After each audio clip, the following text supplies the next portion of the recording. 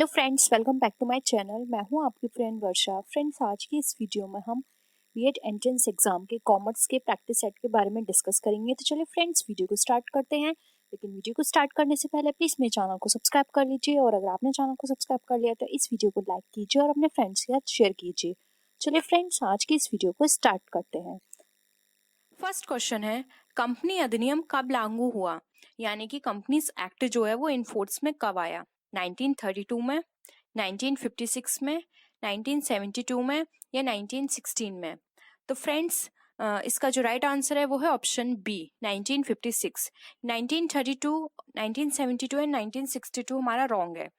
Next question है, सार्वजनिक company में सदस्यों की न्यूनतम संख्या कितनी होनी चाहिए? यानी कि यहाँ पर पूछा है कि जो पब्लिक कंपनी है उसमें मिनिमम मेंबर्स, वो मिनिमम नंबर जो है पर्सन की वो कितने होने चाहिए? 7, 2, 20 एंड 50। तो बताइए फ्रेंड्स, क्या होगा इसका राइट आंसर? इसका जो राइट आंसर है वो है ऑप्शन नंबर ए, जो कि है 7। नेक्स्ट क्वेश्चन है, एक निजी कंपनी में सदस्यों की अधिकतम संख्या कितनी होनी चाहिए? तो फ्रेंड्स, यहाँ पर आपको मैक्सिमम पूछिए मैम नंबर्स। तो मैक्सिमम नंबर्स हैं 20, 50, 7 एंड इंडेफिनिट। तो फ्रेंड्स, आपको यहाँ पर याद रखना है कि कौन सी कंपनी है। ये प्राइवेट कंपनी है और प्राइवेट कंपनी में मैक्सिमम 50% होने चाहिए। नेक्स्ट क्वेश्चन है, समता अंशधारी होते हैं जिनको हम इंग्लिश में इक्विटी शेयर होल्डर भी बोलते हैं। तो इक्विटी शेयर होल्डर कौन से होते हैं? ये कस्टमर होते हैं कंपनी के ओनर होते हैं, कंपनी के क्रेडिटर होते हैं या मैनेजर होते हैं? तो फ्रेंड्स, बहुत ही सिंपल क्वेश्चन है ये। तो इसका राइट आंसर है बी, ये कंपनी के स्वामी होते हैं। इनको कंपनी के अंदर जो भी मीटिंग्स होती हैं उसमें पार्टिसिपेट करने का राइट होता है। लेकिन अगर डिविडेंड डिस्ट्रीब्यूट किया जाता है तो इन शेयर होल्डर्स को डिविडेंड डिस्ट्रीब्यूट नहीं किया जाता। सबसे पहले प्रेफरेंस दी जाती है प्रेफरेंस शेयर होल्डर्स को। उसके बाद अगर कोई डिस्ट्रीब्यूशन डिविडेंड बचता है या कोई प्रॉफिट बचता है तब इनको डिविडेंड दिया जाता है।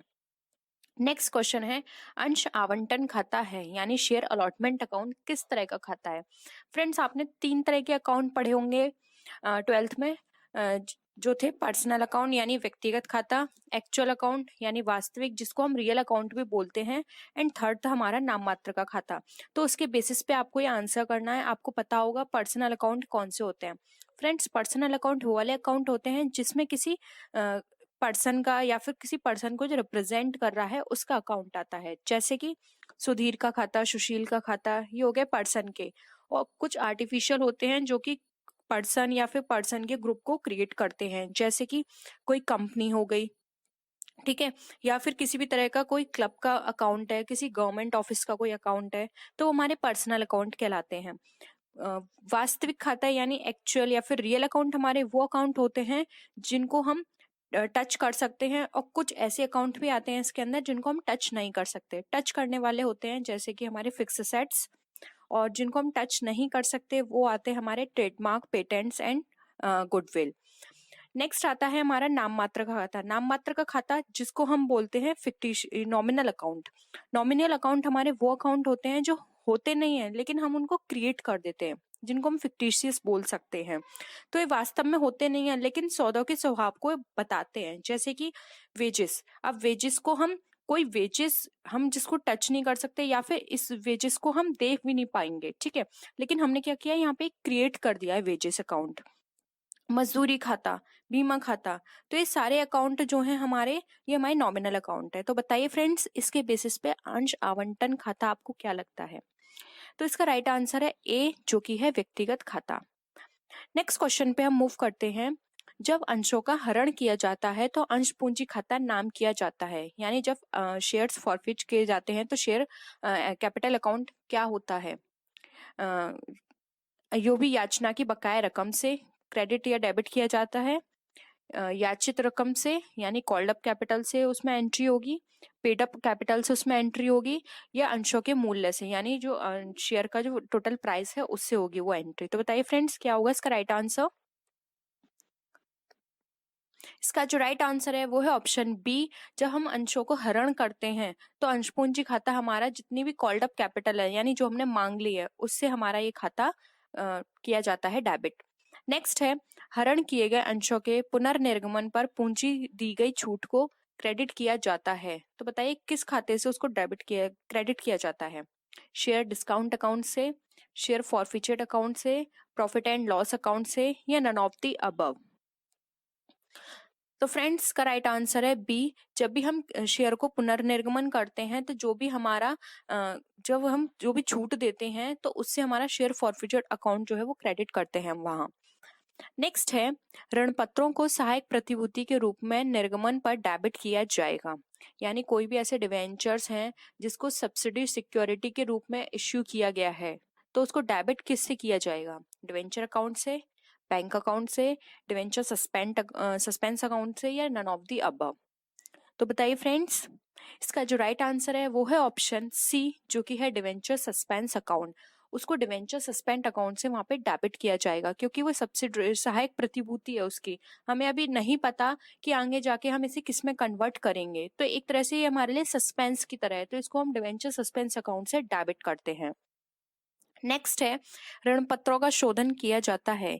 यहाँ पर फ्रेंड्स आपको प्राइस का वो बताना है कि प्राइस का जो मेथड है वो किस तरह से होगा। रिडीम एट पार पर, एट प्रीमियम पर, बाय कन्वर्टिंग इन शेयर, या फिर ऑल ऑफ दी अबव। तो किस पे उसको रिडीम किया जाता है, यानी जब हम उसको पे ऑफ करते हैं तो किस पे किया जाएगा? तो फ्रेंड्स का राइट आंसर है डी, इनमें से किसी पर भी हम पे ऑफ कर सकते हैं। जब हम डिवेंचर को रिडीम करते हैं तो एट पार पे कर सकते हैं, एट प्रीमियम पे कर सकते हैं, या फिर अगर हम चाहें तो उसको शेयर में कन्वर्ट कर सकते हैं। ये डिपेंड करता है शेयर होल्डर्स पर कि वो किस में करवाना चाहता है। ये आपस म्यूचुअल अंडरस्टैंडिंग पे होता है। कंपनी और शेयर होल्डर्स में कंपनी एंड डिवेंचर होल्डर्स में इतनी अंडरस्टैंडिंग है, कंपनी ने बोला कि आप इसको शेयर को कन्वर्ट करा लो तो वहां भी हो सकता है। नेक्स्ट है, ऋण पत्रों का शोधन होता है, यानी डिवेंचर रिडीम्ड एट। फ्रेंड्स यहाँ इस क्वेश्चन का मतलब है कि यहाँ पे आपको मेथड बताना है कि किस किस तरह से रिडीम हो सकता है। ए कैश में, B by issuing new debentures, C by issuing equity shares, या फिर ऑल ऑफ द अबव। तो बताइए फ्रेंड्स क्या होगा इसका राइट आंसर? इसका जो राइट आंसर है वो है ऑप्शन डी, जो कि है इनमें से सभी। अगर किसी भी डिवेंचर को रिडीम करवाना है तो कैश में भी हो सकता है, या फिर आप न्यू डिवेंचर इश्यू कर सकते हैं उसके बिहाफ पर, या फिर आप उसके बिहाफ पर इक्विटी शेयर्स को भी इश्यू कर सकते हैं। सेम वही प्रोसेस हो गया ये कि आप कन्वर्ट करा सकते हैं इक्विटी शेयर में। तो फ्रेंड्स राइट आंसर है डी। नेक्स्ट क्वेश्चन है, ऋण पत्रों के अधिमूल्य की राशि का उपयोग किया जाता है, यानी ऋण पत्रों पर कोई प्रीमियम की वैल्यू आती है तो उसका किस पर्पज से यूज किया जाएगा? First, to eliminate the capital loss. Second, in order to eliminate past losses. Third, to eliminate future losses. या D, none of the is. तो बताइए फ्रेंड्स क्या होगा इसका राइट आंसर? इसका जो राइट आंसर है वो है option A, to eliminate the capital loss, यानी कि पूंजीगत हानियों को समाप्त करने में ही हम ऋण पत्रों के अधिमूल्य की राशि का उपयोग करेंगे। क्योंकि ये जो हमारे पास अधिमूल्य की राशि होती है ये हमेशा उन चीजों में यूज की जाती है जो कि हमें लॉन्ग टाइम तक बेनिफिट करेंगे, या फिर लॉन्ग टाइम जिसकी हानियों का असर हमारे बिजनेस पे बहुत ज्यादा पड़ेगा। पूंजीगत हानियों का जो असर होता है हमारे बिजनेस पे बहुत बड़ा इफेक्ट पड़ता है, तो हम उसको राइट ऑफ करने के लिए, उसको एलिमिनेट करने के लिए इस राशि का यूज करेंगे। नेक्स्ट क्वेश्चन आता है, कौन सा संचय आर्थिक चिट्ठी में नहीं दिखाया जाता है? A capital reserve, B secret reserve, C है बी सीक्रेट रिजर्व, सी है हमारा रेवेन्यू रिजर्व, एंड डी है हमारा शेयर प्रीमियम। बताइए फ्रेंड्स कौन सा रिजर्व है जो कि हमारी चिट्ठी में नहीं दिखाया जाता है? तो फ्रेंड्स नाम से ही इंडिकेट हो रहा है गुप्त संचय यानी सीक्रेट रिजर्व। सीक्रेट रिजर्व जो होता है ये एक हिडन होता है, इसको शो नहीं किया जाता है कंपनी में, लेकिन ये क्रिएट किया जाता है, तो इसको हम चिट्ठी में नहीं दिखाते हैं। नेक्स्ट क्वेश्चन है, सामान्य संचय, पूंजी संचय आदि को चिट्ठी के दायित्व पक्ष में किस शीर्षक में दिखाया जाता है? तो यहाँ पर आपको बताना है कि किस हेड में उसे दिखाया जाएगा। ऑप्शंस हैं share capital, reserves and provisions, current liabilities and secured loan. तो बताइए friends journal reserve and capital reserve जो है वो हम कहाँ पे शो करते हैं? बहुत ही सिंपल क्वेश्चन है फ्रेंड्स, रिजर्व आ रहा है इंडिकेशन, यानी कि हम इसको रिजर्व एंड प्रोविजंस हेड में इंडिकेट करते हैं, उसको शो करते हैं। हम नेक्स्ट क्वेश्चन पे मूव करते हैं। नेक्स्ट क्वेश्चन है हमारा, तलपट में दिखाए गए प्रारंभिक व्यय को अंतिम खाते बनाते समय दिखाया जाता है, यानी प्रारंभिक व्यय को अगर तलपट में वो शो किए गए हैं तो अंतिम खाते में वो हम कहाँ दिखाएंगे?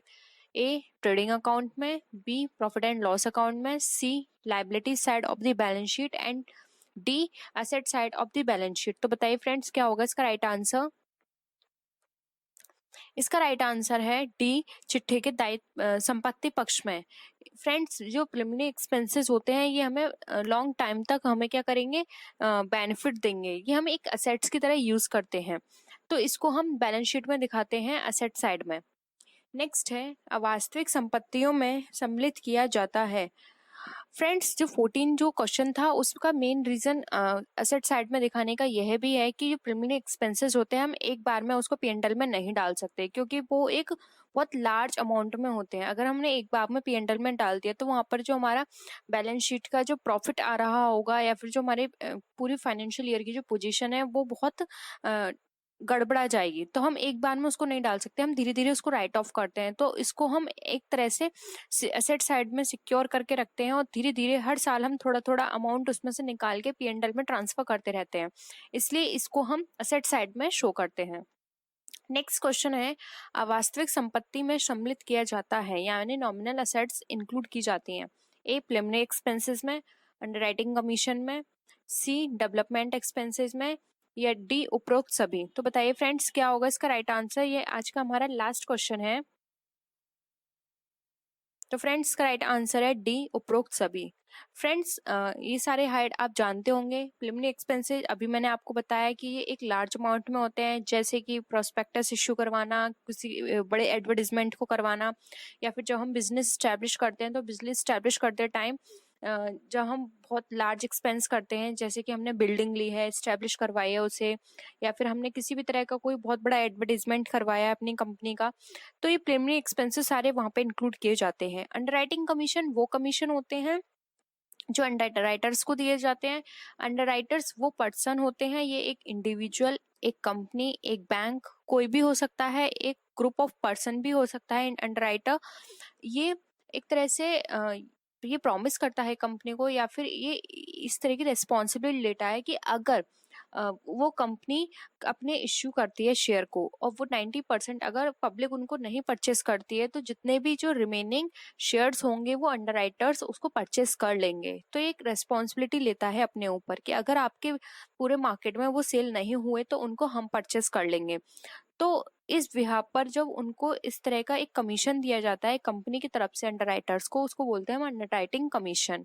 नेक्स्ट है डेवलपमेंट एक्सपेंस। अगर हमने अपने बिजनेस में किसी भी तरह का कोई डेवलपमेंट करवाया है, किसी प्रोडक्शन से रिलेटेड, या फिर वो XYZ कुछ भी हो सकता है, अगर वो डेवलपमेंट से रिलेटेड है तो वो एक्सपेंसेस हमारे डेवलपमेंट एक्सपेंसेस कहलाते हैं। तो ये सारे नॉमिनल असेट्स में इंक्लूड होते हैं। ठीक है, आई होप आपको आज के क्वेश्चंस पसंद आए होंगे। वीडियो पसंद आए तो वीडियो को लाइक कीजिए, अपने फ्रेंड्स के साथ शेयर कीजिए, और किसी भी तरह की कोई भी डाउट हो या फिर आपको कोई प्रॉब्लम हो तो आप नीचे कमेंट सेक्शन में लिख सकते हैं। आप मेरे फेसबुक पेज और इंस्टा आईडी से भी कनेक्ट हो सकते हैं। तो फ्रेंड्स, नेक्स्ट वीडियो में हम फिर मिलते हैं और भी अच्छी वीडियोज़ के साथ। तब तक के लिए बाय बाय।